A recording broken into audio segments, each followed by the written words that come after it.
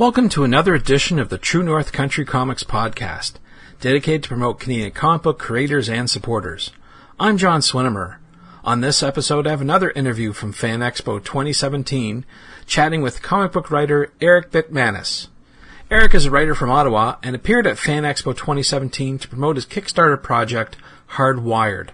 During our conversation, Erik pulls back the curtain to explain what it's like to be a first-time exhibitor at a major comic book convention. Pretty interesting stuff.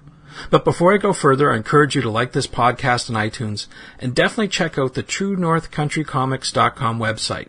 Like it on Twitter, Facebook, and Instagram so you can discover a lot more information about Canadian comic book creators and supporters. And now, my conversation with Erik Bitmanis.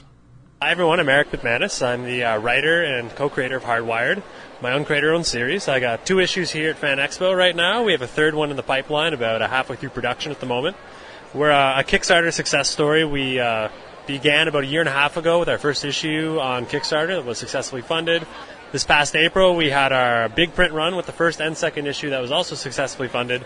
And we're probably looking at another big Kickstarter campaign probably next year around the March-April timeline. Kickstarter, I guess it's a little bit tough to get anything published in Canada. Would you say anything that Kickstarter is sort of like a real savior when it comes to getting Canadian books out the door? I would say it really is, just because, well, for one, being in Toronto, you get a little more connections here, but especially in the Ottawa Valley, we don't really have any big, comic publishers or comic connections there. I know we had Mirror Comics for a little bit, but I don't even know if they're still around. That's the only one I know of. And so getting out, good Canadian content from anything that's not in Toronto is tough. And Kickstarter kind of allows consumers to have their voice heard and that they want something made, and it doesn't really matter where you are then at that point, because then you get the funds to be able to make it, be able to ship it, and deliver it to people that want to read your stuff. So yeah, Kickstarter's been a big savior for us. It really, really has. Cool. So you're here at Fan Expo. Is this your first time at the show? Have you been here before? I have been here before, but not as an exhibitor. Only as a fan before. This is our real first time with an actual table. So been really exciting, exhausting.